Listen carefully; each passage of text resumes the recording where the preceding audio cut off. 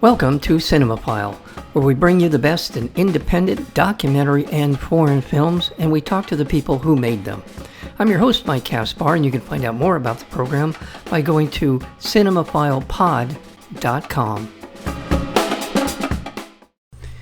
After her mother's illness returns, 22-year-old Margarita, a young woman with autism, discovers the world of hobby horsing and sets out to prove her independence to her mother, stick horse and all.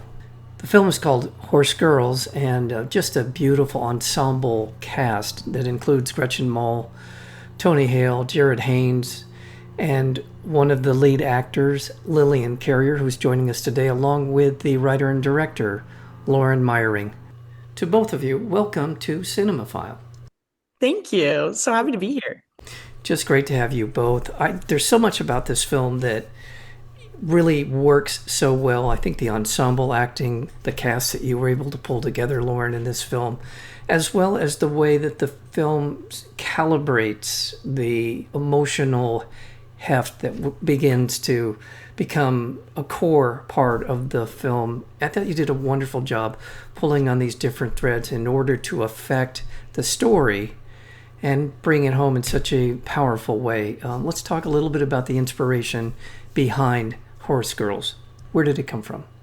I am always very inspired by just one of the good things about the internet, honestly, is just it has opened up worlds of so many different niche hobbies and sports that I had never heard of. And now I'm like, wow, how have there not been movies made about this? And hobby horsing happened to be one of those. And thanks to, TikTok and other social media, it started to go more and more viral throughout the years. But back in 2018, I saw a video of it and I was just fascinated. We'd all seen these toy hobby horses before. I didn't even know that was the name of it before, but just seeing what these girls did and at what age they were doing it and how much they cared about this and how much they didn't care what people thought about them. That to me was immediate inspiration. And then in deciding the kind of, main character, our lens of who we were going to approach this with, it was based on my best friend, Mackenzie Breeden, who's also a producer on the project, her sister, whose name is Margarita, and the relationship she has with her mom, Sandy. I met Margarita because she lived out of state from me. So I met her for a weekend and immediately was like, this is our character. Like, this is our perspective we're telling this story through. There were things that, there were other things, obviously, that are different from her. But something I loved about the real person, Margarita, was just how she was so unapologetic in what she said at times in the best way. And I was like, man, I want to write someone who approaches life like this and just says what they're thinking and says the truth, even if society deems it as like, oh, you're not supposed to say that part out loud. And then just the relationship she had with her mom, who really was sick with cancer at the time. And I just had never seen a film like that. I always, in everything I do, I like to balance the light with the dark. And so that was honestly how the film came to be, was just like, what a scenario of tragic circumstances. But as we all know, any of us who have ever, lost someone, or your life can be consumed by it, but it's not just that. Life continues. You can have both. It's not one without the other. Well, Lillian Carrier, were you cast for this? Did Lauren approach you? How did you come to the role? So this was a audition process. So it was sent to my manager and he submitted me, and then we went through multiple rounds. But again, it was searching. They wanted authentic casting. They wanted an autistic person for this role. So it was heavily in this community, and I'm honored that they chose me. So you sit down with Lauren to kind of go through what the character, the expectations for the character, give you the broad outlines of what she's hoping to get from you as a performer, as an actor. What were those conversations like for you? So beautiful. I loved our initial conversations. I know it soothed a lot of my fears, being able to talk to you and hear that you were open to my thoughts and the things that you cared deeply about getting this representation right. And again, we talked earlier about that the twin thing was the first thing we really connected on.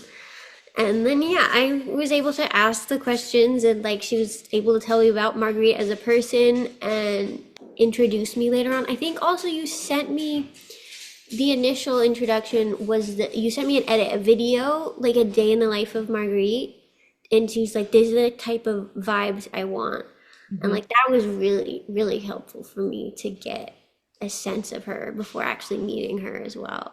Yeah. And what were you hoping to put into the character sort of beyond what Lauren had approached you and talked about? What was the thing that you wanted to bring to it? I know you brought a lot of authenticity to this performance, but just is there something in the kind of the mannerisms, the character development? What was it that you were hoping to put into it? I mean, I really wanted like the script described things beautifully, but I know a lot of it really did come down to my performance.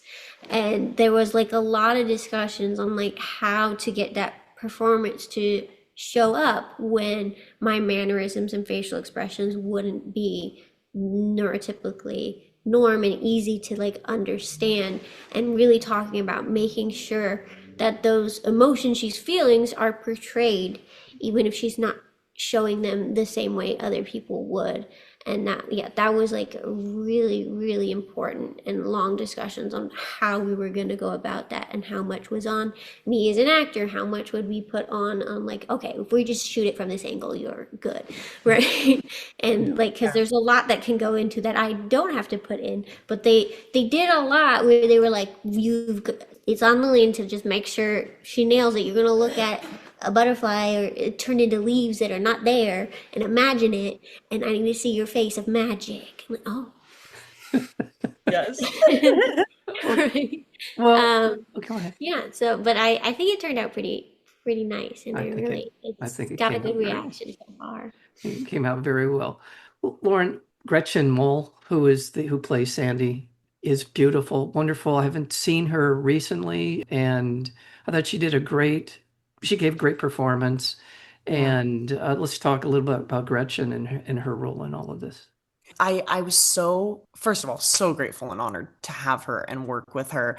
Like you mentioned, she's been doing some work, but like for the most part, she has been living in, is it Massachusetts, I think, raising her family, and in like a quieter setting. And that was something that we first talked about, where it was just like her experiences with her kids, especially at the time of filming and doing all of this, because I'm like, gosh, time goes by. They could be now in high school, but for the time being, it was like she wasn't in the phase of having to worry about like, oh, I'm sending him off to college, or she fully came to it with like, these are all the fears that I have, and the overprotectiveness. And especially on the page, the character of Sandy definitely read very intense, I will say, in how she was written. And I wanted to keep that, something that I was very aware of, but Gretchen was very, very aware of and reminding me, was she was like, I just don't want to come off like a villain in this. And I don't want to come off as too overbearing and too harsh.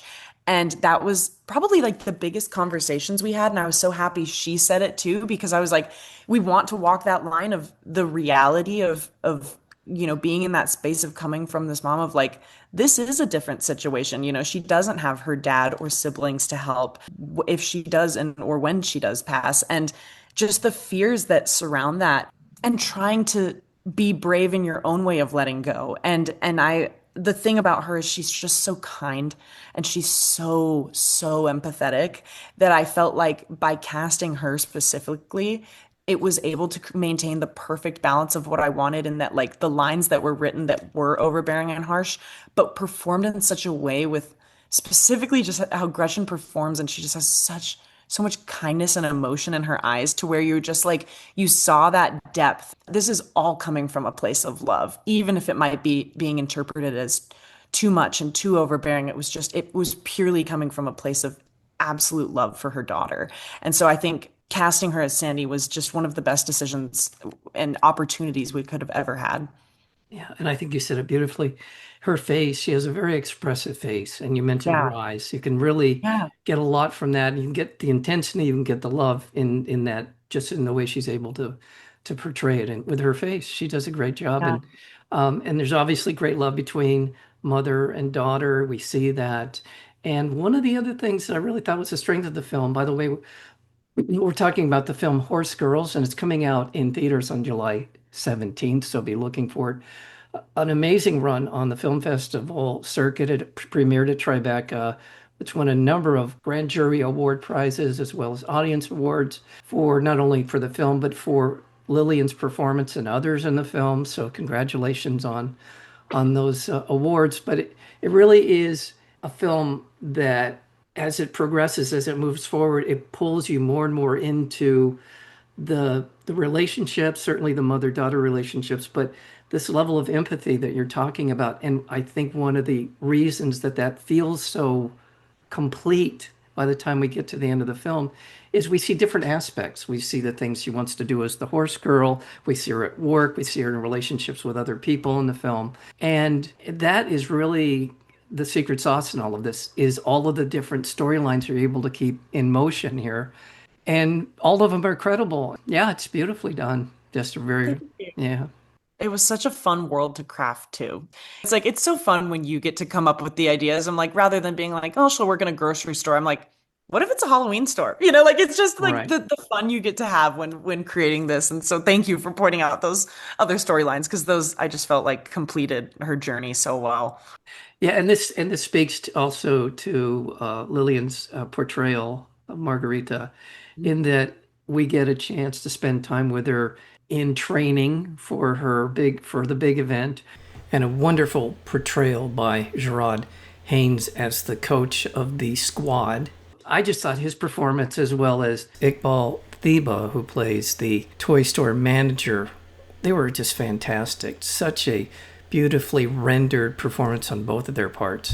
The interaction between you Lillian, and with those two performers, those two actors, is really beautiful, truly. I mean, casting them was just, oh, a dream. Like I say it over and over, but I'm like, I feel like I lucked out immensely with this cast. Like just every single character and what each specific actor brought to the role was just, I couldn't have asked for anything better. Yeah, I mean, I just fully agree with you. Well, yeah, and I would say about Jerod and as well as Iqbal, they're both old souls. They're sort Yeah. of wise, and they're willing to impart their world weary advice, their Yeah. experiences to Margarita and Lillian. The way you take it all in, the way that you're able to interact with them, again, beautifully done. Thank you. Yeah. I mean, it was working with them a gift. And yeah, the fact that they took it so seriously and cared so deeply in the conversations they were willing to have about these characters and how to like do that relationship in the right way, and the whole team like really wanting to get it that like this is not like a joke on Mhm. Margarita, like we're not making fun of her. And we, especially the things when she says the offbeat off the wall things, we really like Lauren and I like putting that into the autistic perspective of not knowing that you're saying something Mhm. offbeat, because so often it's portrayed as like this is a joke and we're gonna laugh at it. And like while it is funny and it's humorous, the way the movie portrays it and the way the actors like approached it is that she says something, and then you get in her side of the feelings of the shock that other people are reacting like that was an inappropriate thing to say, and like being able to portray that correctly and like really trying hard at that. Like I appreciated everyone like really trying to understand that perspective. Nail it. Yeah. I'm sorry. Mhm. Yeah, the one time when you come back to the class and you blurt out a few inappropriate things, and then Jerod comes back with this, that sort of back and forth at the end of Yeah. that little tirade. It's beautiful. It really does sum up. And I want to make sure, and I'm help me out here. Your coworker, is that right? Matthew Schwab, who plays Felix. Yes, your coworker. What a wonderful role. What a wonderful performance. Oh, We I mean, love him. Matthew's a beautiful person and feel honored, but like I don't think it was described what the disability was when you wrote it, Nope. because I know like so many different people who auditioned with like it was just like neurodiverse in some way. Um, and yeah, the amount of people that I know auditioned into like, I mean, it could have been so beautiful and so different, but the idea of casting Down syndrome, especially like Matthew, but what flipped both of our diagnoses from their stereotypes. The fact that Down syndrome is so often portrayed as like someone who intellectually challenged, and then you had him doing the memorization of numbers and stuff, which is so often just attributed to autism. And then the autistic character not understanding any of that and going, I'll just lift a heavy box and you do that part.